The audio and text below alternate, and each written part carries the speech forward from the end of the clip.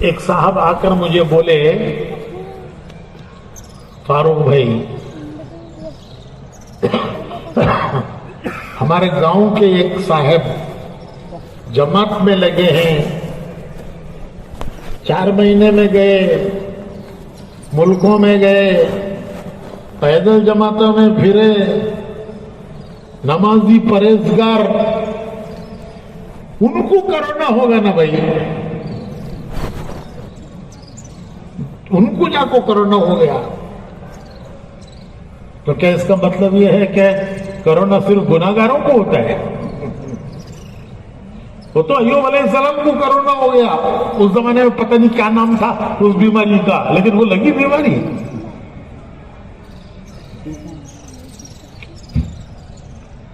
تو اللہ اچھوں کا بھی امتحان لیتا ہے بروں کا بھی لیتا ہے نیکوں کا بھی لیتا ہے گناہگاروں کا بھی لیتا ہے لیکن ایک فرق ہے فرق یہ ہے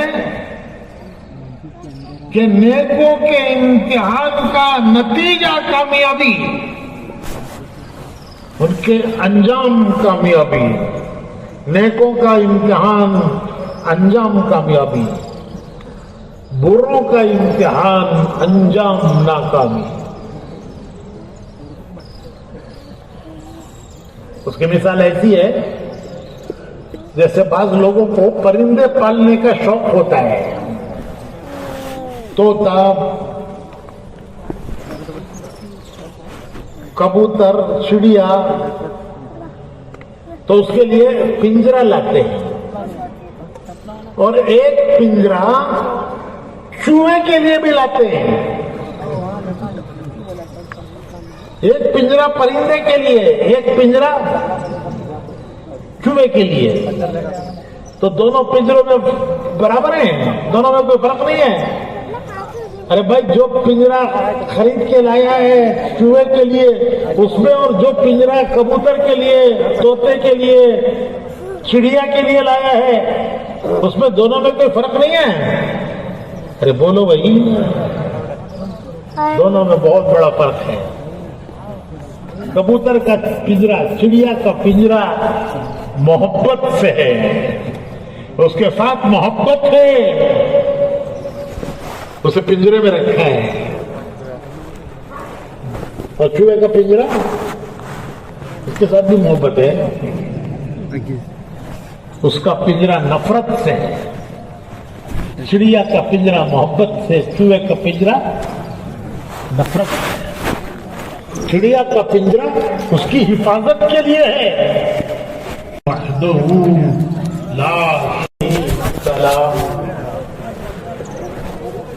ونشهد ان سيدنا ونبينا ومولانا محمدا عبده ورسوله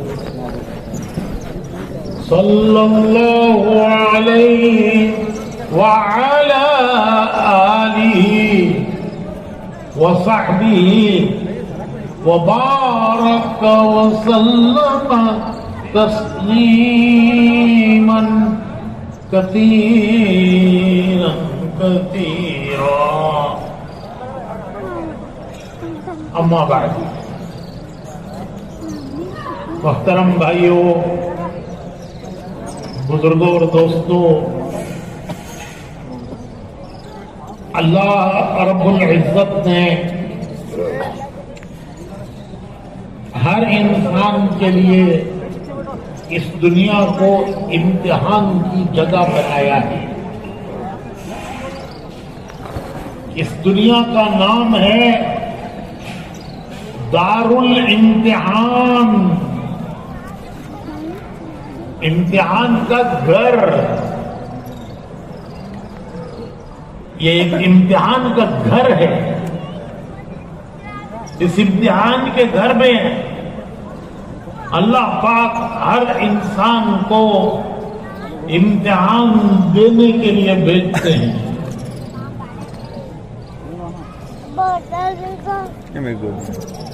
کبھی غریبی دے کے امتحان لیتے ہیں کبھی امیری دے کے امتحان لیتے ہیں کبھی جوانی دے کے امتحان لیتے ہیں، کبھی بڑھاپا لا کر امتحان لیتے ہیں،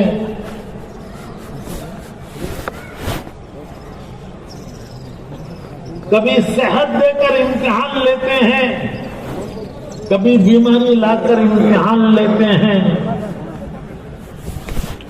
جوانی بھی امتحان ہے، بڑھاپا بھی امتحان ہے، اچھوں کا بھی امتحان لیتے ہیں، بروں کا بھی لیتے ہیں، نیک لوگوں کا بھی امتحان لیتے ہیں، گناہگاروں کا بھی امتحان لیتے ہیں۔ ایسا نہیں ہے کہ صرف گناہگاروں کا امتحان ہے، نیک لوگ پہلے سے پاس ہیں۔ نیکوں کا بھی امتحان لیتے ہیں، گناہگاروں کا بھی امتحان لیتے ہیں۔ نبیوں کا امتحان لیا، حالانکہ انبیاء اللہ کے محبوب ترین بندے ہیں، لیکن ان کو بھی آزمایا، ان کو بھی امتحان سے گزارا، ان کا بھی امتحان لیا۔ قرآن کریم میں ہے وَإِذِ ابْتَلَىٰ إِبْرَاهِيمَ رَبُّهُ بِكَلِمَاتٍ فَأَتَمَّهُنَّ۔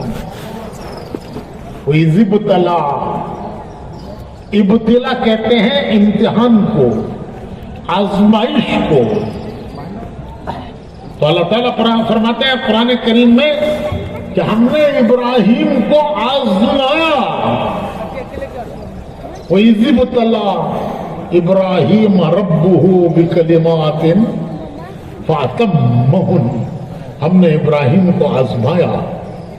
حالانکہ ابراہیم علیہ السلام اللہ کے خلیل ہیں، ان کو اللہ نے اپنا دوست پکارا۔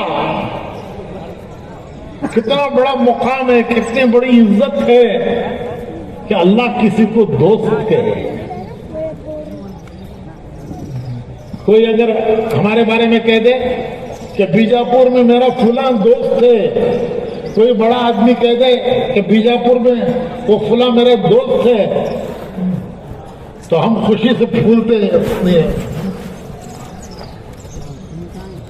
یہاں خالق کائنات، زمینوں اور آسمانوں کا پیدا کرنے والا فرشتوں سے کہہ رہا ہے کہ زمین پر میرا دوست کون کون؟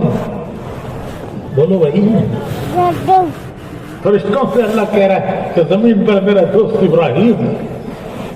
کتنی بڑی عزت ہے، کتنا بڑا مقام ہے، لیکن دوست کو بھی آزمایا، انہیں بھی امتحانوں سے گزارا۔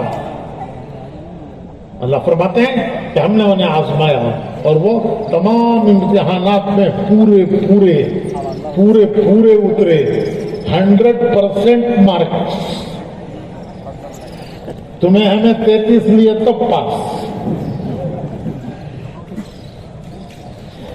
60% نہیں لیے کوئی بات نہیں، جو پاس، 33 لے لیے پاس۔ اور حضرت ابراہیم نے کتنے لیے؟ قرآن کہتا ہے فَأَتَمَّهُنَّ، پورے اترے وہ امتحانات میں۔ ایک نبی ہے حضرت ایوب علیہ السلام،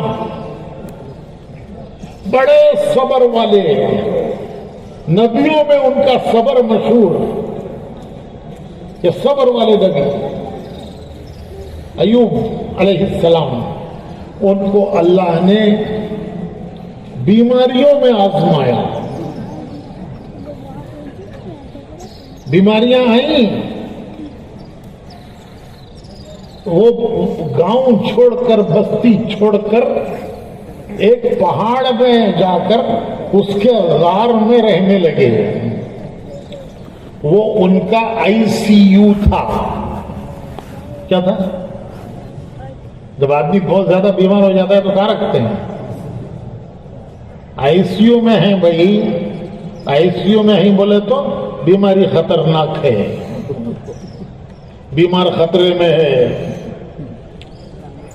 تو ایوب علیہ السلام کا ICU تھا پہاڑ کا غار۔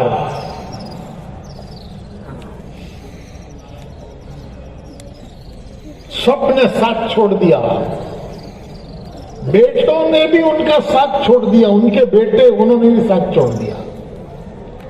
ایک بیوی اکیلی ان کی خدمت کرتی رہی, اس غار میں ان کی خدمت کرتی رہی. بیٹوں نے بھی ساتھ چھوڑ دیا. جب حالات اچھے ہوتے ہیں سب ساتھ دیتے ہیں, جب حالات بگڑتے ہیں تو سب ساتھ چھوڑ دیتے ہیں. ان کے بچوں نے بھی ساتھ چھوڑ دیا. اکیلی بیوی خدمت کرتی رہی, تکلیف بڑھتی گئی. ان کا صبر کا پیالہ چھلک گیا. پیالہ بھر جاتا ہے تو شربت چھلک جاتا ہے, گر جاتا ہے. تو صبر کا پیالہ بھر گیا. انہوں نے اللہ کو پکارا. وَإِذْ نَادَىٰ أَيُّوبَ رَبُّهُ, ایوب نے اپنے رب کو پکارا. ربی انی مسنی الضر وانت ارحم الراحمین. کہ اللہ, اس بیماری سے میری تکلیف بہت ہو گئی ہے, میری تکلیف بڑھ گئی ہے, اور تو سب رحم کرنے والوں سے بڑا رحم کرنے والا ہے. ادھر سے ندا گئی, ندا دعا, ادھر سے جواب آیا خالق کائنات کی طرف سے. جواب آیا کہ ایوب, وہ سامنے کے پہاڑ میں جا کر اسے ٹھوکر مارو. وہ سامنے پہاڑ میں گئے, ٹھوکر ماری تو ان کی ٹھوکر سے ایک چشمہ نکلا. جیسے اسماعیل علیہ السلام کی ایڑیوں کی رگڑ سے چشمہ نکلا, ایوب علیہ السلام کی ٹھوکر سے چشمہ نکلا. اللہ نے حکم دیا اس میں نہاؤ. جب انہوں نے اس چشمے میں نہایا تو ان کی ساری بیماریاں دور ہو گئی, سب بیماریاں ختم ہو گئی. وہ چشمہ آج بھی ہے, وہ چشمہ آج بھی ہے. ہم اس علاقے میں گئے تھے جماعت میں. لوگوں نے بتایا کہ یہ پہاڑ ہے جس میں غار میں ایوب علیہ السلام نے بیماری کے دن گزارے تھے. لوگ اس کی زیارت کرنے جاتے ہیں. ہم بھی گئے اس غار کی زیارت کرنے کہ اللہ کے نبی نے بیماری کے دن یہاں گزارے ہیں. پھر وہ سامنے وہ چشمہ ہے, لوگ اس کا پانی پیتے ہیں, کینوں میں بھر بھر کے لے جاتے ہیں بیماروں کو نہلانے کے لیے کہ اس کی برکت سے میرا بیمار دور, اس کی دور ہو جائے گی بیماری. لوگ اس کا پانی پیتے ہیں. ہم نے بھی جا کے وہ پانی پیا. چشمے ایوبی, ایسا ٹھنڈا میٹھا پانی کہ تمہارا بسلری جھٹ مارتا ہے اس کے سامنے.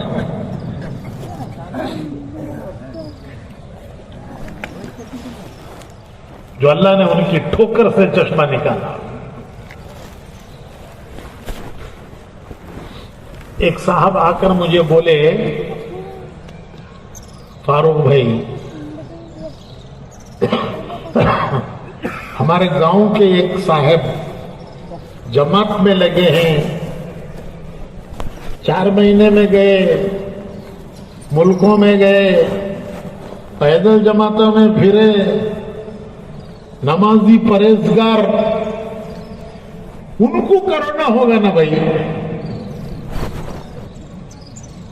ان کو جا کو کرونا ہو گیا. تو کیا اس کا مطلب یہ ہے کہ کرونا صرف گناہگاروں کو ہوتا ہے؟ وہ تو ایوب علیہ السلام کو کرونا ہو گیا.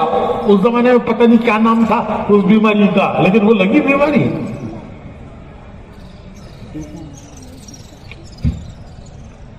تو اللہ اچھوں کا بھی امتحان لیتا ہے, بروں کا بھی لیتا ہے, نیکوں کا بھی لیتا ہے, گناہگاروں کا بھی لیتا ہے. لیکن ایک فرق ہے، فرق یہ ہے کہ نیکوں کے امتحان کا نتیجہ کامیابی، ان کے انجام کامیابی، نیکوں کا امتحان انجام کامیابی، بروں کا امتحان انجام ناکامی۔ اس کی مثال ایسی ہے جیسے بعض لوگوں کو پرندے پالنے کا شوق ہوتا ہے، طوطا، کبوتر، چڑیا، تو اس کے لیے پنجرا لاتے ہیں، اور ایک پنجرا چوہے کے لیے بھی لاتے ہیں،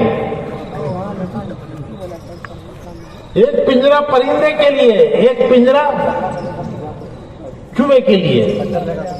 تو دونوں پنجروں میں برابر ہیں، دونوں میں کوئی فرق نہیں ہے۔ ارے بھائی، جو پنجرا خرید کے لایا ہے چوہے کے لیے اس میں، اور جو پنجرا کبوتر کے لیے، طوطے کے لیے، چڑیا کے لیے لایا ہے اس میں، دونوں میں کوئی فرق نہیں ہے؟ ارے بولو بھائی، دونوں میں بہت بڑا فرق ہے۔ کبوتر کا پنجرا، چڑیا کا پنجرا محبت سے ہے، اس کے ساتھ محبت ہے، اسے پنجرے میں رکھا ہے، اور چوہے کا پنجرا اس کے ساتھ بھی محبت ہے، اس کا پنجرا نفرت سے ہے۔ چڑیا کا پنجرا محبت سے، چوہے کا پنجرا نفرت سے۔ چڑیا کا پنجرا اس کی حفاظت کے لیے ہے کہ کہیں بلی ہاتھ نہ مار دے، گلا نہ پکڑ لے، اس کی حفاظت کے لیے ہے۔ اور چوہے کا پنجرا اس کی ہلاکت کے لیے، اسے اس کی سزاؤں کی، غلطیوں کی سزائیں دینے کے لیے ہے۔ دونوں کو کھلاتے ہیں، چوہے کو بھی کھلاتے ہیں، پرندے کو بھی کھلاتے ہیں۔ پرندے کو کھلاتے ہیں محبت کے ساتھ، اس کی آواز پیاری ہے، اس کی چہچہاہٹ دیکھو، آ رہی آواز کیسی پیاری ہے، اس کی چہچہاہٹ پیاری ہے۔ تو پرندے کو کھلاتے ہیں پیار کے ساتھ کہ اس کی چہچہاہٹ پیاری ہے، اور چوہے کو کھلاتے ہیں پکڑنے کے لیے۔ ہمارے یہاں ناریل کا ٹکڑا روسٹ کرتے ہیں، روسٹ کر کے اسے چوہے کو کھلاتے ہیں۔ جب ناریل کا ٹکڑا روسٹ کرتے ہیں تو بڑی خوشبو آتی ہے، گھر میں سب خوشبو آتی ہے۔ بچہ جا کے کہتا ہے اماں سے، اماں مجھے دے دے، تو بولتی ہے نہیں جا رہے، یہ چوہے کے لیے ہے۔ تو کیا چوہے سے محبت بچے سے زیادہ ہے؟ ارے بچے کو نہیں دیتی، چوہے کو کھلا رہی ہے، تو کیا بچے سے زیادہ چوہے سے محبت ہے؟ نہیں، یہ اسے پکڑنے کے لیے، اس کی غلطیوں کی سزائیں دینے کے لیے۔ اور جب وہ پھنستا ہے تو پھر یاد دلا دلا کے مارتی ہے۔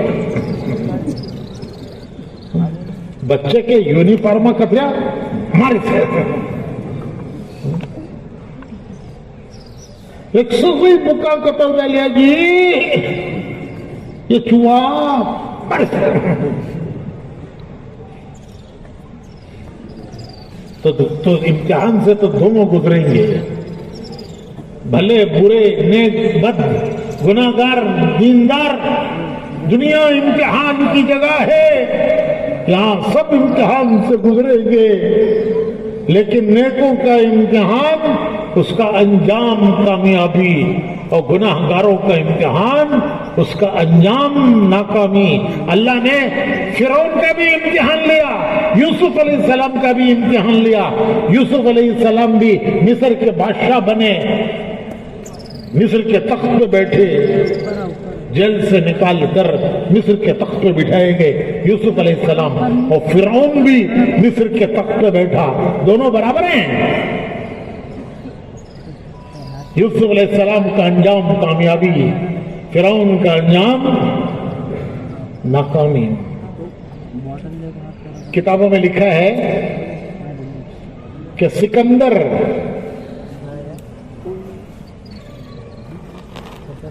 جب واپس گیا یہاں سے،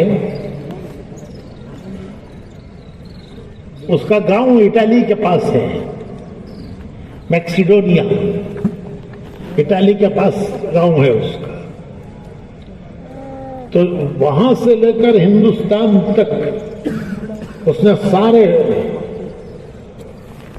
ملک فتح کیے، جو راستے میں آیا اس کو فتح کیا، بڑے بڑے بادشاہ تختوں سے اس نے اتار دیے، ان کے ہزاروں سال کے جمع کیے ہوئے خزانے اس نے لوٹ لیے، ہندوستان تک راستے کا کوئی ملک نہیں بچا جو اس نے فتح نہ کیا ہو۔ جب ہندوستان پہنچا تو اس کی فوج تنگ آ گئی، اس نے آگے بڑھنے سے انکار کر دیا، تو برسوں ہو گئے گاؤں سے نکل کر، روز جنگ روز جنگ روز جنگ، تو وہ فوج تنگ آ گئی، اس نے اعلان کر دیا کہ اب ہم نہیں بڑھیں گے آگے، جب فوج آگے نہیں بڑھے گی تو یہ کیا کرے گا بڑھ کے، تو مجبوراً یہ واپس لوٹا، واپسی میں اسے موت آئی، اس نے اعلان کیا کہ کوئی حکیم ہے، کوئی طب، کوئی یونانی، کوئی آیورویدک، کوئی حکیم جو میری موت کو اتنا دور کر دے کہ میں وطن پہنچ کے مر جاؤں۔ میں جانتا ہوں کہ میری موت سے کو روک نہیں سکتا وہ، لیکن میں چاہتا ہوں کہ وہ اتنی ٹل جائے، اتنی تاخیر اس میں ہو جائے کہ میں وطن پہنچ جاؤں، اور وطن پہنچ کر میری جان نکل جائے۔ اگر کوئی ایسا حکیم ہے، کوئی ایسا وید ہے، تو میں اسے میرا پورا خزانہ دینے کے لیے تیار ہوں، وہ مجھے اتنے دن کی مہلت دے دے کہ میں وطن جا کے مر جاؤں۔ لیکن کوئی اس موقع کو ٹال سکتا ہے؟ وہ گھڑی کبھی ٹل سکتی ہے؟ مرا،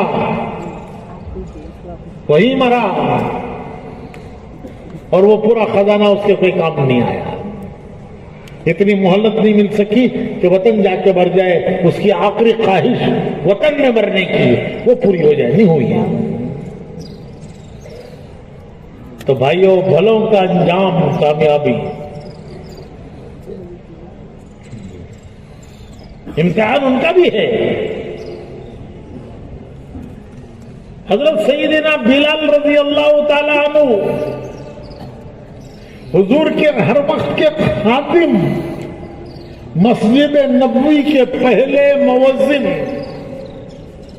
حضور کی مسجد کے پہلے اذان دینے والے۔ جب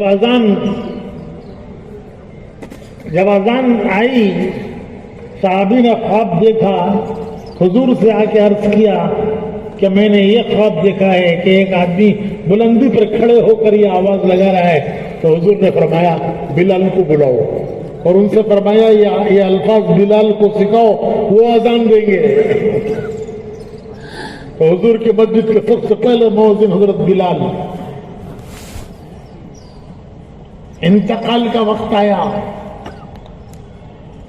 ان کی بیوی پاس تھی، وہ رو رہی تھی کہ ہائے کیسے غم کا وقت ہے کہ میرا شوہر دنیا سے جا رہا ہے، اور شوہر بھی کوئی معمولی شوہر نہیں، حضور کے ہر وقت کے خادم، مسجد نبوی کے پہلے مؤذن، وہ آج دنیا سے جا رہے ہیں۔ حضرت بلال سنتے ہیں، بیوی سے کہتے ہیں کہ تو غلط کر رہی ہے. وہ کہہ رہی ہے نا یہ رنج کا وقت ہے، غم کا وقت ہے. کیسے رنج کا وقت ہے، کیسے غم کا وقت ہے کہ میرا شوہر دنیا سے جا رہا ہے. حضرت بلال کہتے ہیں تو غلط بول رہی ہے، یہ رنج کا وقت نہیں ہے، غم کا وقت نہیں ہے، یہ میرے لیے خوشی کا وقت ہے کہ میں ابھی تھوڑی دیر میں موت آئے گی، دنیا سے جاؤں گا. میرے آقا محمد رسول اللہ صلی اللہ علیہ وسلم انتظار میں ہیں کہ آج کون آ رہا ہے، آج کون آ رہا ہے؟ آج بلال آ رہا ہے. میرے دوست صحابہ انتظار میں ہیں، ابھی تھوڑی دیر میں دنیا سے جاؤں گا، میرے دوستوں سے ملوں گا، صحابہ سے ملوں گا، وہ میرے انتظار میں ہیں کہ آج کون آ رہا ہے؟ آج ہمارا بلال آ رہا ہے. جیسے کوئی گھر کا نوجوان سعودی عرب میں، دبئی، امارات میں، کویت میں کام کرتا ہے، چھٹی میں گھر آتا ہے، اور جب اس کے آنے کا دن ہوتا ہے تو گھر میں خوشیاں ہیں، بیوی خوش، اماں خوش، بہنیں خوش کہ آج ہمارا بھائی آ رہا ہے، آج ہمارا بیٹا آ رہا ہے، آج میرا شوہر آ رہا ہے. بچے خوش، آج ہمارے ابا آ رہے ہیں، ہمارے لیے دبئی سے چاکلیٹ لائیں گے. وہ ہندوستان میں نہیں ملتے رہے، جو دوستوں سے کہتا ہے ہندوستان میں نہیں ملتے رہے، جب یہ دیتو گھر میں بریانی پکی ہے. کیا پکی ہے؟ کس کے انتظار میں؟ کہ وہ جو آ رہا ہے مہمان، اس کے انتظار میں. اسی طرح حضرت بلال کہتے ہیں کہ وہاں صحابہ انتظار کر رہے ہیں. میرے دوست، میرے آقا محمد رسول اللہ انتظار کر رہے ہیں، ابھی تھوڑی دیر میں جاؤں گا، ان سے ملوں گا. یہ وقت خوشی کا ہے یا غم کا ہے؟ میرے بھائیوں، ان دونوں قصوں کو ملا کے دیکھو، کمپیئر کرو، کمپیئر. ایک آدھی دنیا کا بادشاہ دنیا سے جا رہا ہے، حسرت کے ساتھ، افسوس کے ساتھ. اس کی ایک تمنا کہ میرے گاؤں میں جا کے مر جاؤں نہیں پوری ہوئی ہے. اور ایک دین کا بادشاہ، صحابی دنیا سے جا رہا ہے کہ میری سب تمنائیں اللہ نے پوری کر دی. وہ خوشی خوشی جا رہا ہے. تو امتحان سب کا ہے، لیکن بھلوں کا امتحان کا انجام کامیابی، اور بروں کے امتحان کا نتیجہ. ایک پیغمبر ہیں یونس علیہ السلام. وہ جس قوم کو دین کی دعوت دینے کے لیے بھیجے گئے، اللہ نے ہر قوم کی طرف دین کی دعوت دینے والے بھیجے، راستہ دکھانے والے بھیجے. وَلِكُلِّ قَوْمٍ هَادٍ، ہم نے ہر قوم کی طرف ہدایت کی راہ دکھانے والے بھیجے. تو یونس علیہ السلام ایک قوم کی طرف بھیجے گئے، انہوں نے اس قوم کو دعوت دی، دعوت دیتے رہے، اللہ کی طرف بلاتے رہے. قوم نہیں مانی. اللہ کی طرف سے فیصلہ آ گیا کہ اب اس قوم پہ عذاب آئے گا. نبی کی بات مانے یا ٹھکرائے تو عذاب آئے گا. اور وقت بھی بتا دیا گیا، 3 دن کے بعد عذاب آئے گا. 3 دن کی مہلت، 3 دن کا الٹیمیٹم، مہلت کہ نبی کی بات مان لو اور نہیں مانو گے تو بہت ہو چکا. میرے نبی نے بہت تمہیں دعوت دی سمجھایا. اب 3 دن کی آخری مہلت ہے. 3 دن گزر گئے، قوم نے نہیں مانا. یونس علیہ السلام نے دیکھا کہ اب عذاب آئے گا، اللہ کا فیصلہ ہے. 3 دن گزرے، انہوں نے مانا نہیں، اب عذاب آئے گا. تو انہوں نے یونس علیہ السلام نے فیصلہ کیا کہ اس گاؤں کو چھوڑ کے چلو، اس قوم کو چھوڑ کے چلو کہ یہاں تو عذاب آنے والا ہے. وہ چھوڑ کے چلے. ادھر سے عذاب کے آثار نظر آنے لگے.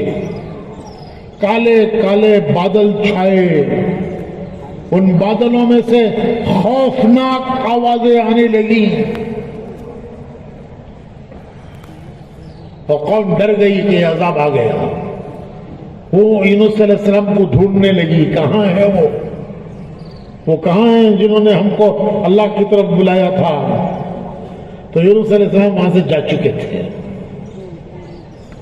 جب یونس علیہ السلام نہیں ملے تو وہ ساری قوم مل کر جنگل میں آئی. دودھ پیتے بچے، گود کے بچے، سب کو لے کر جنگل میں آئی اور وہاں آ کے توبہ استغفار کرنے لگی.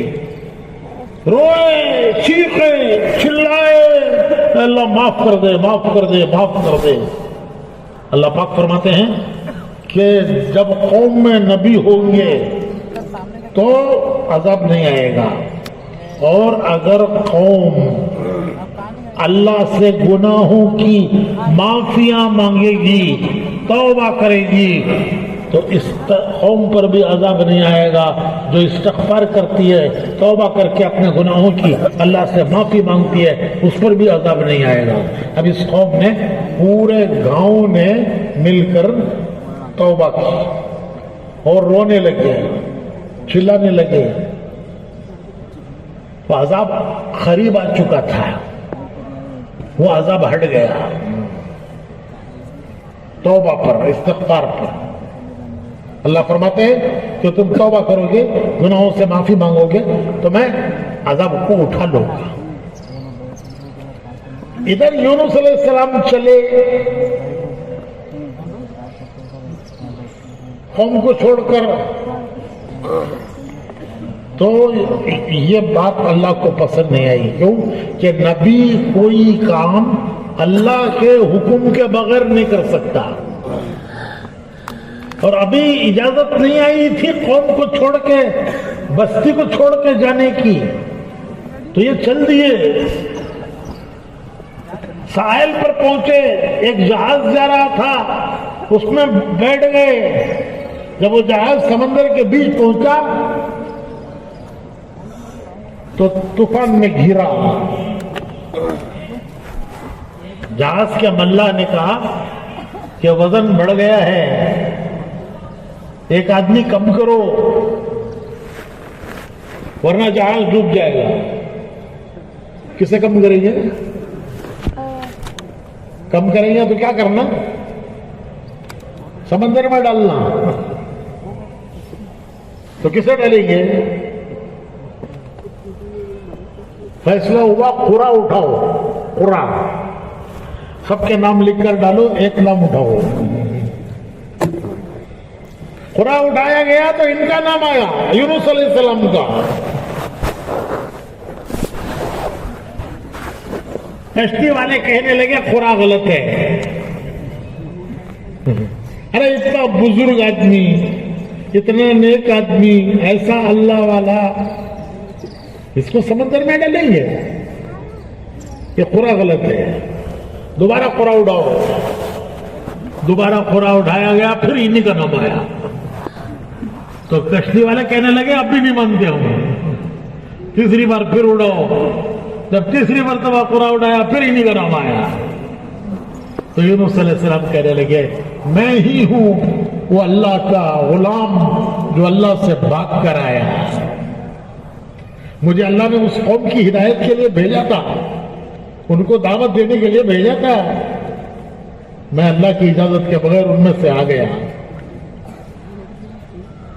میں بھاگا ہوا ہوں، مجھے ڈال دو سمندر میں. اور بعد جگہ آتا خود کود گئے. ایک مچھلی آئی، اس مچھلی نے ان کو نگل لیا.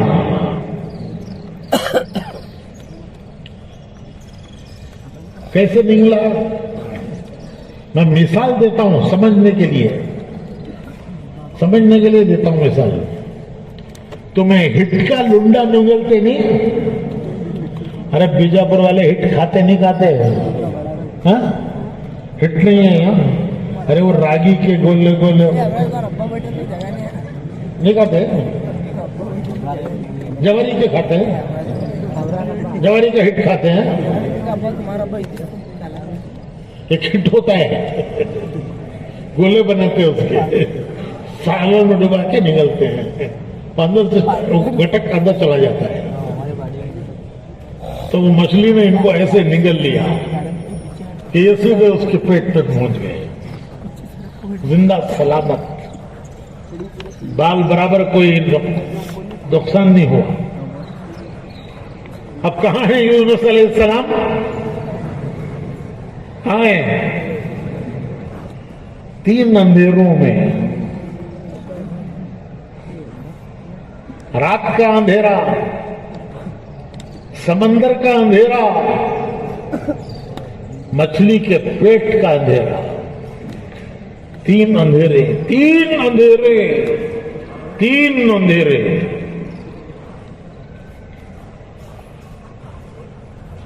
سمندر کا اندھیرا بڑا خوفناک ہوتا ہے. رات کا اندھیرا سمندر میں اور زیادہ خوفناک ہوتا ہے، بڑا خوفناک. پانی کے جہازوں میں ہم نے سفر کیے ہیں اور وہ رات کے اندھیرے دیکھے ہیں کہ ڈراؤنی لگتا ہے، ڈراؤنی. تو رات کا اندھیرا، سمندر کا اندھیرا، اور تیسرا کام مچھلی کے پیٹ میں. 3 اندھیروں میں سے یونس علیہ السلام نے اللہ کو پکارا. 3 اندھیروں میں سے پکارا، لا الہ الا انت سبحانک انی کنت من الظالمین. لا الہ الا انت سبحانک انی کنت من الظالمین. 3 اندھیروں میں سے پکارا. یہ دعائیں جہاں سب چیز کام نہیں کرتی وہاں دعا کام کرتی ہے. مسلمان کے پاس بڑا خزانہ ہے، بڑا خزانہ ہے مسلمان کے پاس، دعاؤں کا خزانہ. کوئی معمولی خزانہ نہیں ہے، دعاؤں کا خزانہ. قرآن کریم میں نبیوں کی دعائیں اللہ نے اتاری ہیں، نازل کی ہیں کہ کس نبی نے اللہ سے کیا دعا مانگی. آدم علیہ السلام نے کیا دعا مانگی، نوح علیہ السلام نے کیا دعا مانگی، موسیٰ علیہ السلام نے کیا دعا مانگی، عیسیٰ علیہ السلام نے کیا دعا مانگی. نبیوں کی دعائیں اللہ نے قرآن میں نازل کی ہیں. قیامت تک کے لیے یہ امت کو اتنی بڑی دولت ہے، دعاؤں کی دولت. دنیا کی کسی قوم کے پاس یہ دعا کی دولت نہیں ہے جو اس امت کے پاس دعا کی دولت ہے.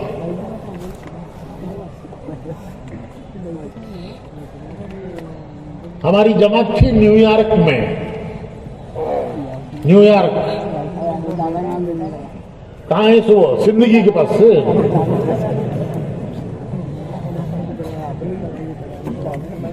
امریکہ میں، وہاں دارالعلوم ہے. وہاں کے مولانا ہمیں وہ دارالعلوم دکھانے کے لیے لے گئے. بالکل بچے ایسے لگ رہے تھے جیسے آسمان سے فرشتے اتر کے سبق پڑھ رہے ہوں. انسان نہیں لگتے تھے، فرشتے لگتے تھے. پھر وہ حفظ کی کلاس میں لے گئے کہ یہ بچے حفظ کر رہے ہیں. کسی کا قرآن پورا ہو گیا، کسی کا آدھا ہوا، کسی کے 20 پارے ہوئے. تینوں قسم کے بچے تھے. امریکہ میں 3 قومیں ہیں. ایک یورپ سے جو لوگ گئے وہاں جا کے بسے، وہ گورے، ان کے بچے گورے جو یورپ سے گئے. جو افریقہ سے گئے وہ کالے، ان کے بچے کالے. اور جو ہمارے جیسے لال پیلے،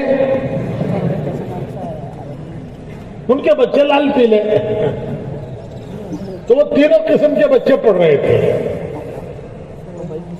تو مولوی صاحب نے مجھ سے کہا کہ ان کو کچھ نصیحت کرو. میں سوچنے لگا ان فرشتوں کو کیا نصیحت کروں میں. تو فرشتے کوئی 12 سال کا، کوئی 15 سال کا قرآن حفظ کر رہا ہے. ایک دم سے مجھے خیال آیا اور میں نے یہ کہا کہ بچوں دیکھو، تمہارے سینوں میں سب سے بڑا خزانہ ہے. تمہارے سینوں میں جو خزانہ ہے، اتنا بڑا خزانہ دنیا میں کہیں نہیں ہے، اور وہ خزانہ اللہ کا کلام ہے. جو تمہارے سینوں میں ہے اللہ کا کلام، وہ سب سے بڑا خزانہ ہے. دنیا کے کسی مذہب کے بڑے کے پاس اس کے مذہب کی کتاب اسے یاد نہیں ہے. میں تمہیں سمجھانے کے لیے کہتا ہوں. ان کو میں نے کہا کہ تمہارے ملک میں عیسائی ہیں، ان کا سب سے بڑا جو مذہب کا سب سے بڑا ہے وہ کون ہے؟ پوپ. تو پوپ کو عیسائیت کی کتاب یاد نہیں ہے، پوپ کو بائبل یاد نہیں ہے. چیلنج کرو کہ آ کے بائبل سناؤ. تو سب سے پہلا سوال تو یہ ہے کہ بائبل قسم کیا ہے، تو کون سی بائبل سنائے؟ اور کوئی بھی ہو لیکن یاد نہیں ہے اس سے.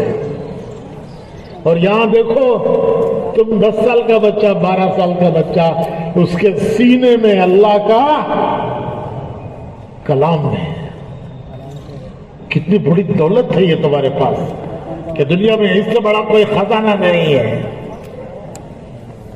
اس میں اللہ نے، اس کلام میں وہ سب دعائیں اللہ نے محفوظ کی ہیں کہ نبیوں نے اللہ سے کیا دعائیں مانگی، کس موقع پر کس نبی نے اللہ سے کیا دعا مانگی. میں اپنے دوستوں سے کہتا ہوں کہ جب قرآن کی تلاوت کرو تو جہاں دعائیں آئیں وہاں ذرا سپیڈ کم کرو، پڑھنے کی سپیڈ کم کرو، ذرا رک کے پڑھو، مزہ لے کے پڑھو. کہ یہ الفاظ کون سے ہیں؟ یہ الفاظ اللہ کے یہاں مقبول ہیں، مقبول، مسنون. یہ اللہ کے یہاں مقبول دعائیں ہیں. یہ الفاظ اللہ کے یہاں پسندیدہ ہیں.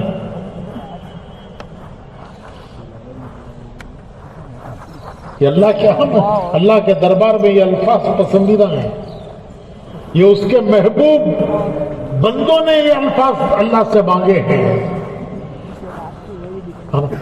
ہمارے مولانا ابراہیم صاحب ہمارے بزرگوں میں ہیں، اللہ ان کی عمر میں برکت دے. وہ ایک مثال دیتے ہیں کہ تمہارا کوئی کام کسی آفیسر کے پاس، کسی منسٹر کے پاس تمہاری کوئی فائل اٹک گئی ہے، بچے کو سیٹ نہیں ملتی، میڈیکل کی، انجینئرنگ کی پڑھ لیا، نوکری نہیں ملتی، نوکری اچھی جگہ نہیں ہے، ٹرانسفر ہونا، کوئی نہ کوئی کام ہے، وہ فائل اٹک گئی ہے، وہ کلیئر نہیں کر رہا ہے. تو کیا کرتے ہیں؟ اس کے کسی چاہنے والے کو لے کر جاتے ہیں اور انہیں جا کر اس سے کہتا وہ MLA سے, وزیر سے, آفیسر سے کہ صاحب یہ میرا ہونے والا دوست ہے, مجھے بہت میرا دوست ہے, اس کا کام آپ کے پاس اٹک گیا ہے, اس کا کام آپ کے پاس اٹک گیا ہے, مہربانی کر کے ಇವ್ರ ಕೆಲಸ ಮಾಡಿ ಕೊಡ್ರಿ ಸರ್, ಇವ್ರ ಕೆಲಸ ಮಾಡಿ ಕೊಡ್ರಿ ಸರ್. तो उसका दोस्त तो उन्हें बोलता है अच्छा ऐसा कर, एक एप्लीकेशन लिख कर ला, एप्लीकेशन में ऐसा लिख के मजमून भी बताता है, वो एप्लीकेशन किसे देना तो, अरे बोलो जी, वो बोल रहा बता रहा है ना, उसे देना सो, उससे देना सो, उन्हें बता को दे रहा है कि ಈ ತರ ಒಂದು ಅಪ್ಲಿಕೇಶನ್ ಬರ್ಕೊಂಬಾಪ. वो 2-4 लफ्ज बोलता है, ಈ ತರ ಒಂದು ಅಪ್ಲಿಕೇಶನ್ ಬರ್ಕೊಂಬಾಪ, ಮಿಕ್ಕಿದ್ದು ನಾನು ನೋಡ್ಕೊಳ್ತೀನಿ. ಬರಬರಿ ಕನ್ನಡ, ಮಿಕ್ಕಿದ್ದು बोलो जी, 2-4 लफ्ज बोलता है, ಈ ತರ ಒಂದು ಅಪ್ಲಿಕೇಶನ್ ಬರ್ಕೊಂಬಾ, ಮಿಕ್ಕಿದ್ದು ನಾನು ನೋಡ್ಕೊಳ್ತೀನಿ. कितनी तसल्ली हो जाती है कि जिसके पास मैं एप्लीकेशन लेके जा रहा हूं, ये मजमून उसी का बताया हुआ है, उन्हें बोल को दिया तो ऐसा लिखो, तो कितनी तसल्ली हो जाती है कि मेरा काम हो गया. तो भाइयों, ये जो कुरान में नबियों की दुआएं हैं, ये मजमून नबियों को किसने सिखाया? ये मजमून किसने सिखाया नबियों को? अल्लाह ने सिखाया. और फिर जब नबियों ने उस मजमून से अल्लाह से इल्तिजा की, इल्तिजा, तो अल्लाह ने उनका काम बना दिया. हदीस शरीफ आता है कि जब आदम अलैहिस्सलाम जमीन पर उतारे गए अपने एक गुनाह की पादाश में, तो रोए, इतना रोए कि क़यामत तक के इंसानों का रोना जमा करो तो आदम अलैहिस्सलाम के आंसू उनसे बढ़ जाएंगे. यहां तक के फिर अल्लाह को रहम आया और अल्लाह ने आदम अलैहिस्सलाम को चंद अल्फाज सिखाए. आदम अलैहिस्सलाम को अल्लाह ने चंद अल्फाज सिखाए, वही की उन पर. आदम अलैहिस्सलाम पहले इंसान भी हैं, पहले नबी भी है, पहले नबी भी वही हैं, तो अल्लाह ने उन पर वही की. वइज़ यतलक्का आदम मिन रब्बिही बिकलिमातिन फताबा अलैहि, कि हमने आदम को चंद कलिमात सिखाए, उनको हमने सिखाए, फिर उन कलिमात से उन्होंने दुआ मांगी, और जब उन कलिमात से उन्होंने दुआ मांगी, हमने उनका कसूर माफ कर दिया. कुरान करीम में है. वो क्या कलिमात थे?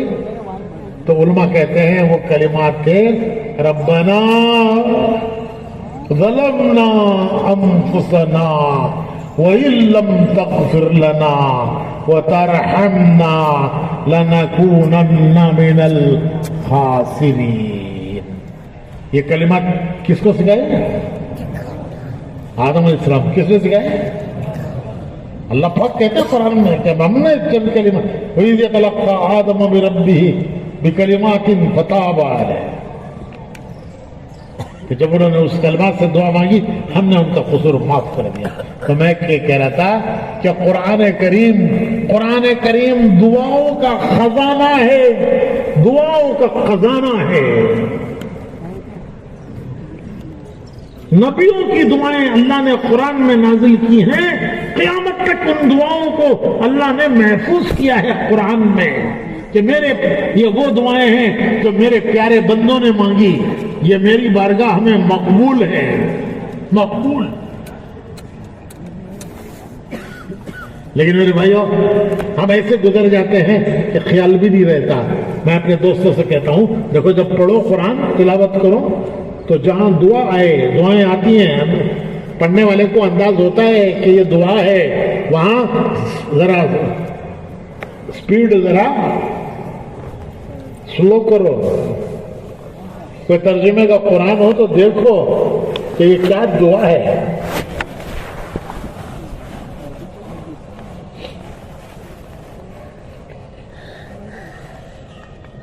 اس کا ترجمہ پڑھو پھر اس کا لطف آتا ہے. ہم مدین گئے. مدین ہے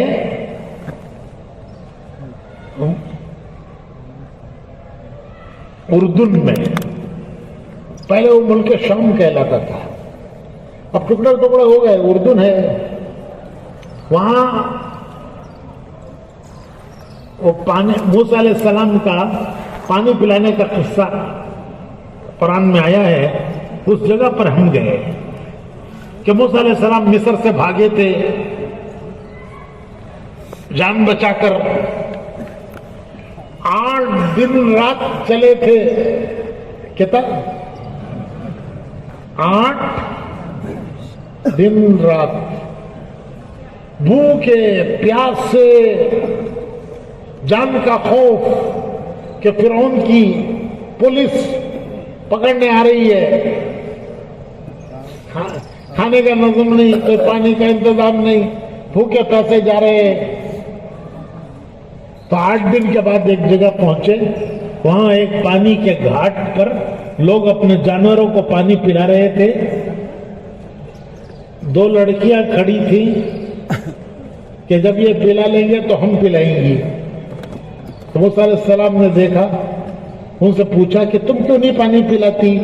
تو وہ لڑکیاں کہنے لگی کہ یہ مرد پہلے اپنے جانوروں کو پلاتے ہیں پھر جو وہ نکال کے پانی بچ جاتا ہے تو وہ بچا ہوا ہم اپنے جانوروں کو پلاتے ہیں.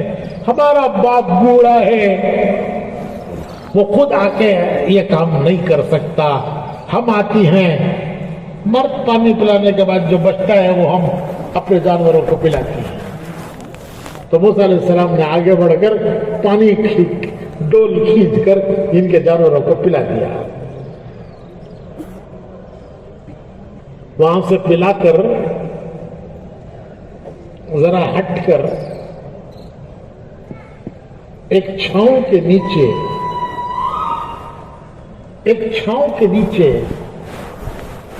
پتھر کی چٹان سے ٹیک لگا کر بیٹھے اور دعا مانگی.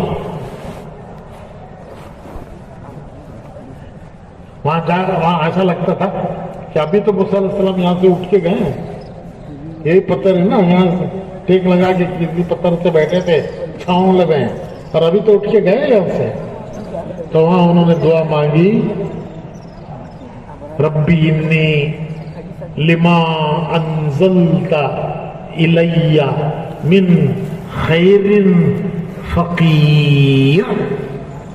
ربی انی لما انزلت الی من خیر فقیر. اے اللہ تیری طرف سے جو بھی خیر مجھے پہنچے میں اس کا محتاج ہوں. تھوڑی دیر میں وہ لڑکیاں آئیں کہنے لگی ہمارے ابا بلا رہے ہیں. یہ جو تم نے ہمارے اوپر احسان کیا ہمارے جانوروں کو پانی پلایا اس کا کچھ بدلہ دینا چاہتے ہیں ہمارے ابا بلا رہے ہیں. وہ تھے شعیب علیہ السلام. جب وہاں پہنچے تو انہوں نے کہا ان کو قصہ سنایا کہ میں فرعون سے ڈر کے بھاگا ہوں 8 دن رات بھوکا پیاسا چل کے آیا ہوں. تو شعیب علیہ السلام نے کہا اچھا تم میرے پاس نوکری کرو اور نوکری بھی میں اچھی عزت دار نوکری دوں گا تمہیں. 8 سال نوکری کرو 10 سال کرو تو اچھی بات ہے. تو نوکری مل گئی رہنے کا ٹھکانہ مل گیا. تو کہاں رہیں گے؟ شعیب علیہ السلام کے گھر میں. اس زمانے میں ان کا تو کوئی گھرداری نہیں ہے، تو شعیب علیہ السلام کے گھر میں ٹھکانہ مل گیا اور کھانے کا انتظام ہو گیا، نوکری مل گئی. کتنے چیزیں ہوئے؟ ارے کتنی چیزیں ہوئی بھائی. کوئی آسرا نہیں تھا، آسرا اور ٹھکانہ مل گیا. کھانے کا کوئی انتظام نہیں تھا، کھانے کا انتظام ہو گیا اور نوکری مل گئی. کتنی چیزیں ہوئی؟ ایک دعا مانگی، ربی انی لما انزلت الی من خیر فقیر. اور آخر میں بیوی بھی مل گئی. آخر میں کیا مل گئی؟ کیا ملی بولو بھائی؟ شکر سب خوش ہو گئی ہیں. آخر میں بیوی مل گئی کہ شعیب علیہ السلام نے انہی 2 لڑکیوں میں سے ایک لڑکی کا ان کے ساتھ نکاح کر دیا.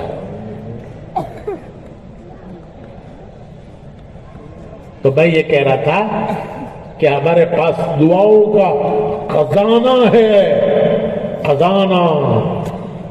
تو قرآن پڑھو تو دعاؤں کی جگہ پر سپیڈ کم کرو، مزہ لے کے پڑھو. ترجمے کا قرآن ملے تو ترجمہ دیکھو کہ کس نبی نے یہ کیا دعا مانگی تھی، کیونکہ یہ مقبول ہے اللہ کے ہاں، مقبول. تو بھائیو، اللہ نے یہ دنیا کی زندگی مختصر دی ہے. کس لیے دی ہے؟ کس لیے دی ہے؟ شروع میں نے یہیں سے کیا تھا کہ اللہ نے دنیا کو کیا بنایا ہے؟ کیا بنایا ہے؟ امتحان کی جگہ بنایا ہے. امتحان کیا ہے؟ امتحان یہ ہے کہ یہ اپنی مرضی سے جیتا ہے یا میرے بتائے ہوئے طریقے کو دیکھ کر جیتا ہے، یا اپنی مرضی سے جیتا ہے یا میرا بتایا ہوا طریقہ دیکھ کے جیتا ہے. یہ ہے لا الہ الا اللہ محمد رسول. امتحان مختصر ہے، مختصر. وہ کیا ہے کہ جس حال میں انسان ہے، غریبی میں، امیری میں، جوانی میں، بڑھاپی میں، مال میں، فقیری میں، صحت میں، بیماری میں، ہر حال میں وہ دیکھے کہ میرے اللہ کو کیا پسند ہے، میرے رب کو کیا پسند ہے. میں وہ کروں گا جو میرے اللہ کو پسند ہے، وہ نہیں کروں گا جو میرے اللہ کو پسند نہیں ہے، وہ نہیں کروں گا. جو میرے اللہ کو پسند ہے وہ کروں گا. اور میرے اللہ کو کیا پسند ہے مجھے کیسے پتا چلے؟ اس کا پتا چلے گا محمد رسول اللہ صلی اللہ علیہ وسلم. پیارے رسول نے وہ کیا جو اللہ کو پسند ہے، پیارے رسول نے وہ نہیں کیا جو اللہ کو پسند نہیں ہے. ہمیشہ وہ کیا جو اللہ کو پسند ہے. اگر میں وہ کروں گا جو میرے پیارے رسول نے کیا ہے تو اللہ مجھے بھی پسند کرے گا. تو بھائیو، یہ امتحان ہے. کیا جس حال میں بھی دنیا میں انسان ہے وہ یہ دیکھے کہ میرے اللہ کو کیا پسند ہے، کیا پسند نہیں ہے. میں وہ کروں گا جو میرے اللہ کو پسند ہے، وہ نہیں کروں گا جو میرے اللہ کو پسند نہیں ہے. وہ میرے اللہ کو کیا پسند ہے مجھے کیسے پتا چلے؟ اس کے لیے ہیں محمد رسول اللہ صلی اللہ علیہ وسلم نے وہ کیا جو اللہ کو پسند ہے. کوئی کام ایسا حضور نے نہیں کیا جو اللہ کو پسند نہ ہو، ہر وہ کام کیا جو اللہ کو پسند ہے. تو میں ان کے پیچھے چلوں گا تو اللہ مجھے بھی پسند کر لے گا. یہ ہے ہمارا راستہ. اس پر چلنے والے کو کہتے ہیں مسلمان. کسے کہتے ہیں مسلمان؟ گوشت کھانے والا، چکن کباب، روسٹ کباب، سیخ کباب کھایا تو کھایا. گوشت کھانے والے کو مسلمان کہتے ہیں. ایک صاحب بولے حضرت بڑے کا کھایا تو بڑا مسلمان گتے بڑے کا کھایا سو والا وہ کیسا بھائی انہیں بڑا مسلمان ہوگا سو حضرت غیرہ کھاتے نہیں اس کا واسطے بٹا بٹا ڈلیا ہاں کھا کھا کو ہمیں بڑے بڑے مسلمان بنتے سو انا للہ و انا الیہ راجعون. کیا تعریف ہے مسلمان کی؟ کس کو کہتے ہیں مسلمان؟ کیا تعریف ہے مسلمان کی؟ مسلمان کی تعریف یہ ہے کہ وہ بندہ ہے اللہ کا، امتی ہے رسول اللہ صلی اللہ علیہ وسلم کا. یہ ایمان کے دو ویر، ایمان کے دو ویر کرنٹ کے کتنے ویر؟ کرنٹ کے دو ویر، ایمان کے بھی دو ویر. لا الہ الا اللہ ایک ویر، محمد الرسول اللہ دوسرا ویر. لا الہ الا اللہ کنیکشن اللہ سے، محمد الرسول اللہ کنیکشن اللہ کے پیارے رسول سے. ان دونوں ویروں کا کنیکشن جس دل میں ہو گیا وہ دل ہے ایمان والا، وہ ہے ایمان والا، اس میں ایمان کا نور آ گیا. دو ویروں کا کنیکشن جس دل میں ہو گیا اس دل میں ایمان کا نور آ گیا. جیسے دونوں ویروں کا کنیکشن ہے تو لائٹ سے اجالا، کنیکشن گیا تو اندھیرا. کنیکشن ہے تو آواز آ رہی ہے، کنیکشن گیا تو کنیکشن ہے تو اجالا، کنیکشن گیا تو اندھیرا. تو بھائیو یہ دو ایمان کے ویر ہیں. لا الہ الا اللہ اوپر جاتا ہے اللہ کی طرف، محمد الرسول اللہ نیچے جاتا ہے حضور کی طرف. جس دل میں ان دونوں ویروں کا کنیکشن ہو گیا وہ دل ہے ایمان والا. یہ ہے ہمارا راستہ، اس پر ہمیں آنا ہے، بندے بننا ہے اللہ کے، حکم دیکھنا ہے اللہ کا، بندے بننا ہے اللہ کے، طریقہ دیکھنا ہے حضور کا، امتی بننا ہے رسول اللہ صلی اللہ علیہ وسلم کے. یہ ہے ہمارا راستہ. گاڑی پٹری سے ہٹی ہے، گاڑی پٹری سے ہٹی ہے، اسے پٹری پر لانا ہے. اس کے لیے ہیں 4 مہینے اللہ کے راستے میں نکلنا، اللہ کے راستے میں نکلنا، گاؤں گاؤں پھرنا، مسجد مسجد ٹھہرنا، گھر گھر بھائیوں کے پاس جانا، ان کو سمجھانا کہ بھائیوں تمہاری ہماری کامیابی اللہ کی ماننے میں ہے، رسول کے طریقے میں ہے، آؤ اسے اپنی زندگیوں میں لائیں. اس کے لیے ایک محنت کریں، کوشش کریں. ہم بھی نکل رہے ہیں اللہ کے راستے میں، تم بھی نکلو، ایک ایک کو تیار کر کر کے خود بھی اللہ کی راہ میں نکلنا، دوسروں کو بھی اللہ کی راہ میں لے کر چلنا. انشاءاللہ انشاءاللہ آہستہ آہستہ گاڑی راستے پر آتی جائے گی. جب گاڑی راستے پر آ جائے گی تو منزل کو ایک نہ ایک دن پہنچ جائے گی. اور اگر منزل کو پہنچنے سے پہلے دنیا سے جانے کا وقت آ گیا تو قرآن میں حدیث میں بڑی بشارتیں ہیں کہ جن کا راستہ پکڑا تھا قیامت میں اللہ ان کے ساتھ اٹھائے گا. راستہ پکڑ لیا تھا ان کا، ان جیسا ابھی نہیں بنا.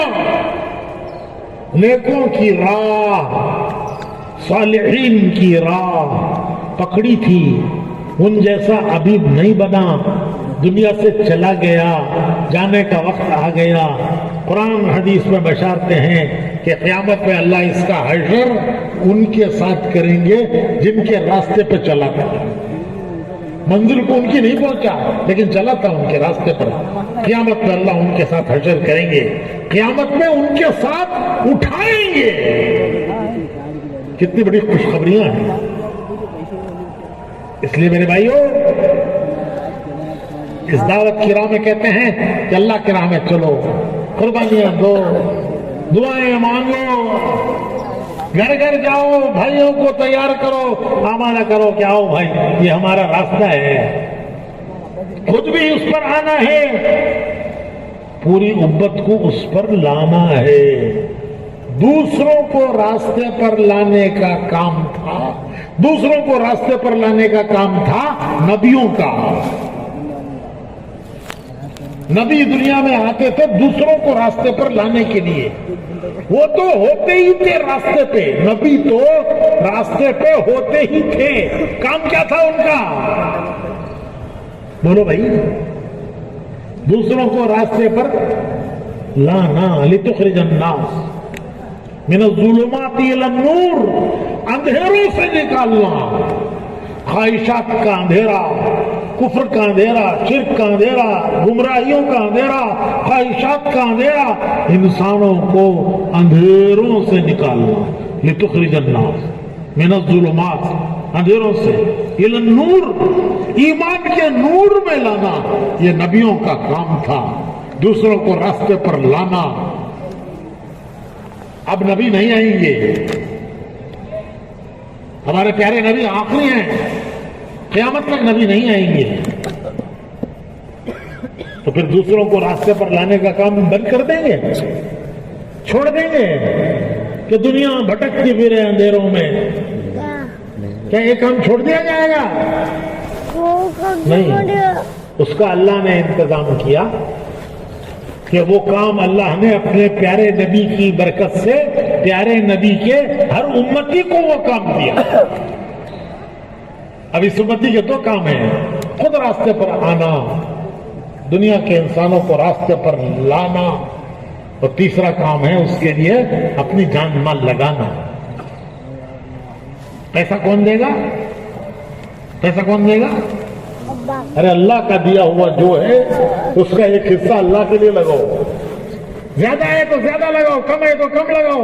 جو کچھ تمہارے ہمارے پاس ہے, جان اللہ کی دی ہوئی, جو کچھ مال ہے وہ اللہ کا دیا ہوا, اس کا ایک حصہ اللہ کے دین کے لیے لگائیں گے. وہ حصہ کل موت پر کام آئے گا, قبر میں کام آئے گا, قیامت میں کام آئے گا. اس کے لیے اپنی جان مال کو اللہ کی نعمت سمجھ کر اللہ کے دین کے لیے لگانا. اس لیے بھائیوں, نیت کرو, ارادے کرو, 4 مہینے انشاءاللہ ہم اللہ کی راہ میں لگائیں گے. کیوں وہ نکل رہے کہ نہیں؟ انشاءاللہ. شیطان جو ہے گلا پکڑتا ہے, بول کو پھنستا ہے, رے نکو بول. بھائیو 40 سال 50 سال گزر گئے, اس میں سے اگر یہ 4 مہینے اللہ کے دین کے لیے لگ جائیں تو یہ کم ہے زیادہ ہے؟ حق تو یہ ہے کہ یہ امت, اس کی ذمہ داری, حق تو یہ ہے سب کچھ لگاتی, سب کچھ لگاتی. حضرت صدیق سب کچھ لگا دیا, حضرت عمر آدھا لگا دیا. مدینے کے عام صحابہ کی ترتیب تھی کہ 3 میں کا ایک حصہ اللہ کے دین کے لیے لگا دیا. یہاں سے مولانا الیاس صاحب نے فرمایا کہ بھائی سال کے 12 مہینے, 3 میں کا ایک حصہ کتنے, کیلکولیٹر ہونا, 4 مہینے ہر سال کی, یہ اعلیٰ درجہ. اور اگر اتنی ہمت نہ ہو تو کم سے کم سال کا, بولو بھائی, یہ 10واں حصہ. مہینے کے 3 دن, 3 دن کا 10واں, روزانہ کے 2.5 گھنٹے, روزانہ کا 10واں. گھر کی مسجد کی تعلیم, گشت, مشورہ, ان اعمال کو کرتے رہیں گے انشاءاللہ. मैंने अर्ज किया कि मंजिल को पहुंचेंगे, मंजिल को पहुंचने से पहले दुनिया से गए तो जो मंजिल को पहुंचने वाले हैं उनके साथ अल्लाह हशर करेगा। तो भाइयों, ये शाबान की मुबारक रातें हैं, ये शाबान की मुबारक रातें हैं। जब शाबान का महीना आता था तो हुजूर अकरम सल्लल्लाहु अलैहि वसल्लम दुआओं को बढ़ाते थे, नमाजों को बढ़ाते थे, नफलों को बढ़ाते थे, दुआओं को बढ़ाते थे। हुजूर को रमजान का इस्तकबाल होता था। अल्लाहुम्मा बारिक लना फी रजब व शाबान व बल्लिगना इला रमजान। हुजूर को रमजान का इंतजार होता था जैसे मेहमान का इंतजार होता है। तो इन मुबारक रातों में, ये शाबान की मुबारक रातों में अल्लाह के यहाँ फैसले फरिश्तों के हवाले किए जाते हैं। इन मुबारक रातों में हमारी किताबों में भी लिखा हुआ हो कि इसने बीजापुर की जामा मस्जिद में बैठकर 4 महीने का इरादा किया। ये तश्कील वालों की किताबों में नहीं, तश्कील वालों की किताबों में नहीं, आसमान के फरिश्तों की किताबों में ये लिखा हुआ हो कि ये वो अल्लाह के बंदे हैं जिन्होंने रमजान की आने वाली और शाबान की मौजूदा रातों में इरादा किया कि अल्लाह की राह में 4 महीने लगाएंगे। वो कौन है जो आने वाले दिनों में 4 महीने लगाने के लिए तैयार है? जरा खड़े हो जाओ हिम्मत करके, खड़े होते जाओ, खड़े होते जाओ, खड़े होते जाओ, खड़े हो जाओ, खड़े हो जाओ, खड़े हो जाओ, खड़े हो जाओ, खड़े हो जाओ, खड़े होते जाओ, खड़े होते जाओ, खड़े होते जाओ, खड़े होते जाओ, खड़े हो